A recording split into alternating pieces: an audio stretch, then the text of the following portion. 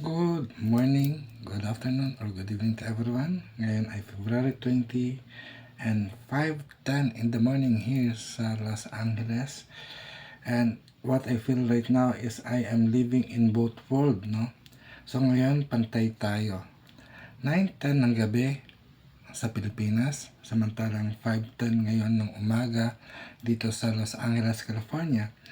At mga ilang sandali pa ay magiging February 21 na, which is this video is intended for February 21 dahil ngayong ang February 21 ay tingnan natin, no?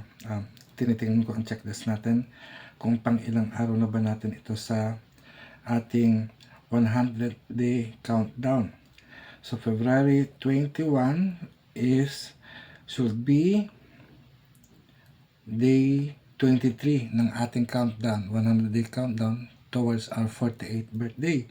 At sa araw na ito ay ang topic ay reconciliation with loved ones. Ito yung pagkakasundo ulit o pagbabalikan. Tama ba? Ang reconciliation. And paano ba? Diba? Nung mga bata tayo, sama-sama tayong magkakapatid sa iisang bahay sa ating pamilya. Andiyan sila nanay, si tatay, si ate, si kuya, bunso, and everyone. We had a happy memories before when we are child. Hindi ko alam kung ano ang mga alaala ninyo, mga kwento nyo sa buhay nung bata kayo. Pero madalas magkakasama tayo. Pero nung pumasok na tayo sa eskwelahan, ayun, nagsimula tayong magkaroon ng bagong kaibigan, bagong activity as we grow up, no?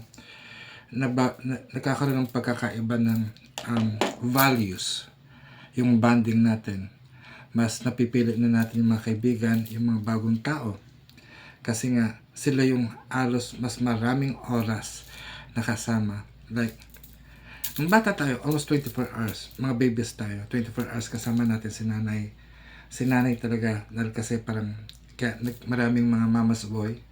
Kasi si nanay ang laging nag-aalaga sa atin.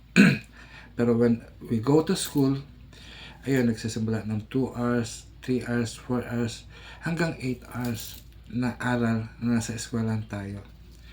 Pero high school or college, mas lalong tumitindi. Nagiging konti na lang talaga ang panahon natin na kasama ang ating nanay at tatay. Mas lalo na nung graduate ng college o kaya nagkaroon ng trabaho ng ibang bansa. So minsan isang beses na lang isang linggo or minsan lang in every 2 years makakasama mo ang iyong pamilya. Nakakalungkot lang na bilang isang anak, nawawalan tayo ng panahon para sa sarili nating pamilya. Maraming pagkakataon na ibang tao na ang ating nakakasalumuha dahil kasi nga parang we are a social people and we survive with the help of other people. Sila na nagiging buhay natin. Pero I think habang may panahon pa, balikan natin ang ating mga magulang. They are the reason why we live right now. At siguro yung resources natin, yung lakas natin, yung kayamanan natin, ito naman natin sa kanila.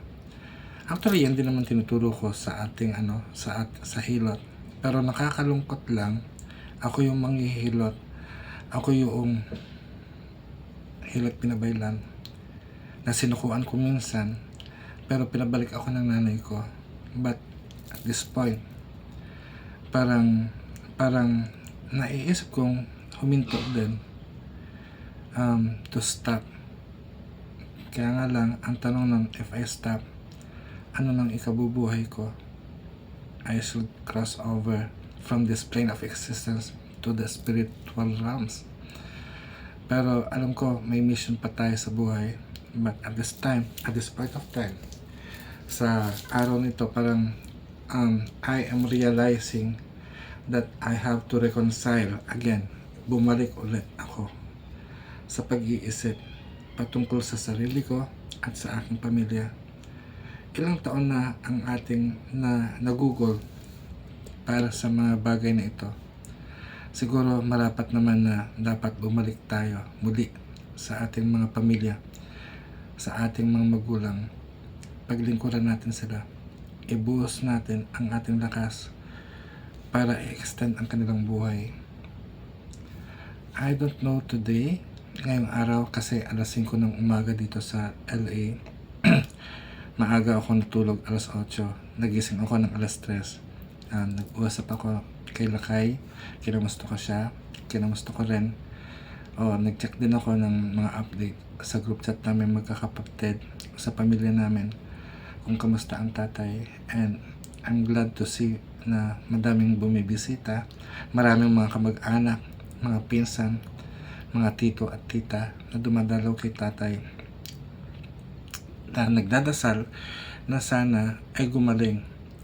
Pero ngayon parang nakakaano lang na yes, malaking bagay na mayroong hospital, malaking bagay na may mga doktor, malaking bagay na may mga gamot. Kaya nga lang nakakalungkot kung wala kang pera, mahinto ang gamutan. Kung mahinto ang gamutan, manganganib ang continuity of life. Yun din ang gawa namin sa Hilot, no? May mga natural na pamamaraan ng gamutan. Ang kaso, wala ako. Hindi ko mapaglingkuran ang pamilya ko. Nandito ako sa ibang bayan dahil nakapangako ako bago pa magkasakit ang tatay ko. So kailangan ko lang tuparin ang aking tungkulin bilang Hilot Binabaylan. Patawad, sorry kung hindi ko pa muna magagampanan ang aking tungkulin bilang anak. Hintayin mo ako, hintayin niyo pa ako. Tutupad ako sa aking tungkulin bilang anak. Dapat muna. Kaya nga lang mas mahalaga kung ginawa ko naman yun, di ba, parang magiging selfish ako. Pero hinihingi ko sana na sana pagbigyan niyo ako,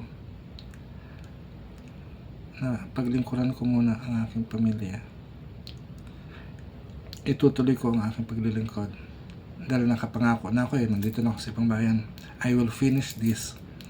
Pero ang iniling ko sa Panginoon, Itay, hold on, abangan mo ako, hintayin mo ako, babalik ako, kukunin kita, pupunta tayo, uwi tayo sa bahay natin, sa bahay na pinaghirapan mo.